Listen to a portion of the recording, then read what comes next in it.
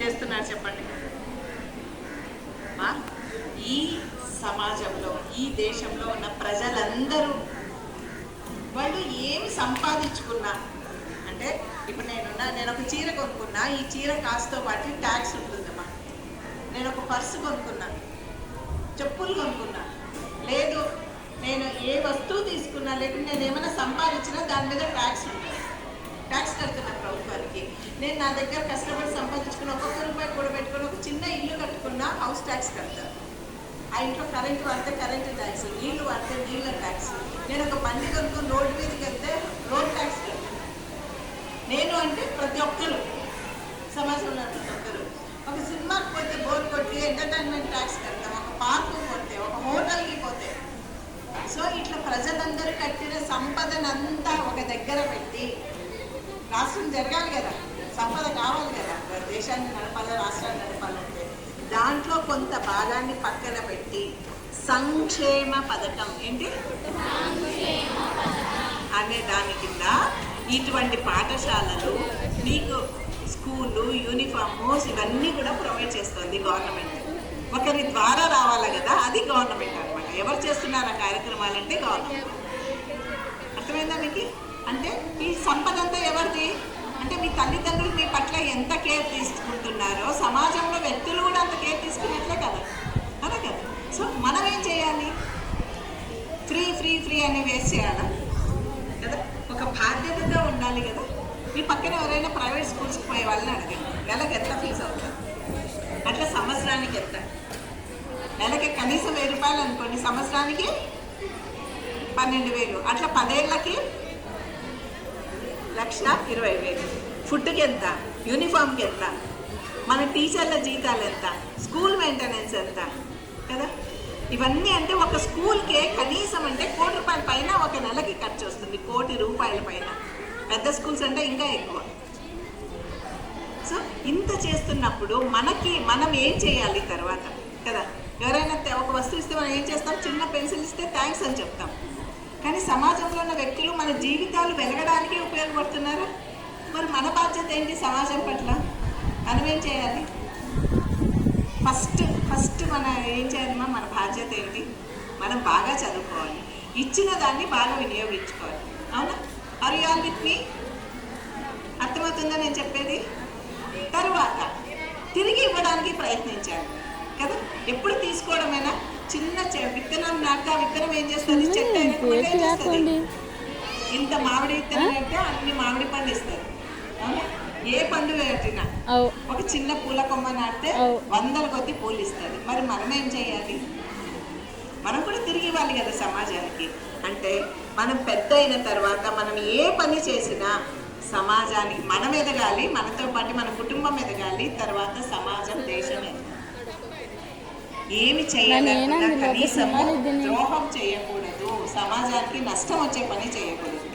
అవునా? అర్థమైందా నేను చెప్పింది? అవునా? అట్లా చెయ్యాలంటే ఏం చేయాలి? మన మెదడు ఏంటి? ఒక సారవంతమైన నేల. ఏంటి మన మెదడు? మట్టి లాంటిది, సారవంతమైన మట్టి లాంటిది. దాంట్లో ఏ విత్తనం నాటితే అదే చెట్టు వస్తుంది. కాబట్టి మీరు ఎటువంటి విత్తనాలు నాటాలి? ఇప్పుడు మంచి విత్తనాలు. ఏ విత్తనాలు? మీరు బుక్ ఫస్ట్ పేజీలో ఏం రాసుకుంటారమ్మా? నేమ్, దాని తర్వాత రోల్ నెంబర్, తర్వాత స్కూల్ నేమ్, అంతే. ఎవరు అడ్రస్ రాస్తున్నారు? మీ అడ్రస్ రాయట్లేదు. మీకు అందరికీ గోల్ ఉందా? ఉంది madam. What you want to become అంటే చెప్తారా టీచర్కి? చెప్తాం మేడం. టీచర్స్ ఎంతమంది కావాలనుకున్నారు? దీనిలో టీచర్స్ ఎంతమంది కావాలనుకున్నారు పెద్ద అయినాక? Doctors, lawyers, engineers, politician, scientist అనుకోవట్లేదు. చాలా ప్రొఫెషన్స్ ఉన్నాయి.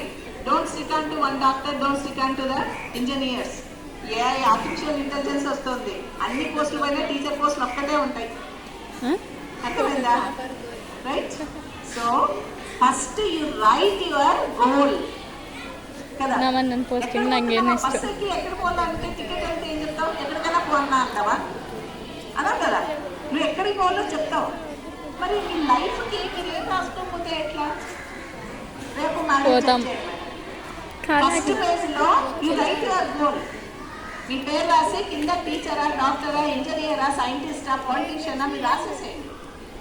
అన్నీ వాళ్ళకే తెలుసు. డెస్టినీ. నేను ఒకటి చెప్తాను, పలుకుతారా? అవులే. Our thoughts will become our feelings will become our feelings will become our thoughts.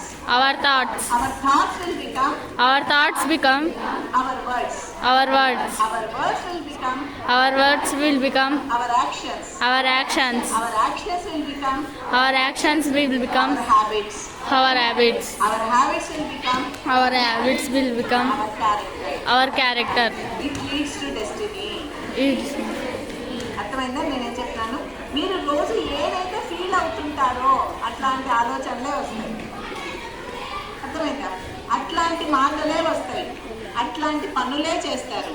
అదే మీ అలవాటు అవుతుంది. మీ అలవాటే మీ క్యారెక్టర్ అవుతుంది. మీ క్యారెక్టరే మిమ్మల్ని మీ గమ్యాన్ని నిర్దేశిస్తారు.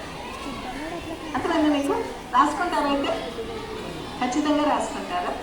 సో మరి ఇందాక ఒక మాట చెప్తున్నాను, సొసైటీ పట్ల మన రెస్పాన్సిబిలిటీ ఏంటి అని చెప్పానా? ఏం చేయాలి మనం? ఈ మధ్య టీవీలో బాగా పాపులర్ అయినది ఏం చెప్పండి? రోజు చూసాం, ఏమైతుంది అని భయపడినాం హాలిడేస్లో. ఏమైంది? Corona, operation Sindoor. Operation Sindoor తర్వాత రోజు కొన్ని వార్తలు చదువుతూ వచ్చినాం. స్లీపర్ సెల్ అనే పదం చదివినారా? చాలా మందిని అరెస్ట్ చేసుకుంటూ వచ్చారు. చూడాలి కదమ్మా, పేపర్ చదవరా హాలిడేస్ ఎట్లా ఉన్నప్పుడు? తెలుసా లేదా మీకు? అంటే ఒక 20-30 మంది యూత్ అని అరెస్ట్ చేసినారు. వాళ్ళందరూ ఏం చేసినారు అంటే దేశానికి సంబంధించిన కొన్ని రహస్యాలని అమ్మేసినారు. ఎవరో ఇన్ఫ్లుయెన్స్ చేస్తే పాకిస్తాన్కి అమ్మేసినారు. ఇలా వాళ్ళు చెప్పిన పనులన్నీ చేసినారు. కొన్ని ఇదైనా తెలుసా? సో వాళ్ళందరూ లిస్టు తీసినామనుకో, వాళ్ళెవరు ఒకే మతానికి చెందిన వాళ్ళు కాదు, లేదా వాళ్ళ అమ్మ నాన్న క్రిమినల్స్ కాదు. కొన్ని వీళ్ళకి ఏమైనా క్రిమినల్స్ హిస్టరీ ఉందంటే లేదు. అర్థమైందమ్మా? అంటే సమాజంలో పిల్లలకి ఒక ఇంట్లో తల్లి, మన శివాజీ కథ చదువుతామా? తల్లి జిజియాబాయి చిన్నప్పటి నుంచే దేశభక్తి నూరిపోసింది, ఇవన్నీ మాట్లాడతామా మనము? మన ఇళ్లలో అమ్మ చెప్పట్ల, నాన్న చెప్పట్ల. స్కూల్కి వస్తే మన సబ్జెక్టులు, మన ర్యాంకులు మనకి అదే పరిగెత్తాం. మనకి దేశం పట్ల బాధ్యత ఏంటో తెలుస్తుందమ్మా? చెప్పండి. క్రిమినల్స్ అయ్యి వాళ్ళు పనిచేయాలా? క్రిమినల్గా చెయ్యాలి అని చేయలేదు. They don't know, innocence. అంటే నేను ఈ పని చేస్తే నా దేశానికి ఇంత నష్టం వస్తుంది, నేను పాకిస్తాన్కి రాష్ట్రాలు అమ్మేస్తున్నాను, శత్రువులు నా దేశంలోకి వస్తారు, ఆలోచించండి. ఇది ఎక్కడే ఉన్న సైనికుల బాధ్యత అనుకుంటారు. శత్రువులు వస్తే దేశంలోకి కదమ్మా వచ్చేది. మనమంతా నష్టపోతామా లేదా? పక్కన ఇరాన్ యుద్ధం జరుగుతుంది కదా, ప్రజలు ఏమైనా ప్రశాంతంగా ఉన్నారా? మరి మనం ఇట్లా ప్రశాంతంగా ఇట్లా చెట్ల కింద కూర్చొని ప్రశాంతంగా ఉండగలమా? ఉండలే. మన సైనిక శక్తి చాలా గట్టిగా ఉంది కాబట్టి కాపాడుతుంది వెళ్ళాలి, లేదంటే.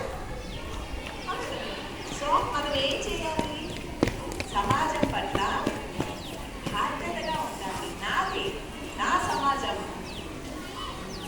నేను ఈ స్కూల్లో ఇంత తీసుకుంటున్నాను, మా టీచర్ ఇంత బాగా చెప్తున్నారు, ఈ విధంగా ఉన్నాను నేను.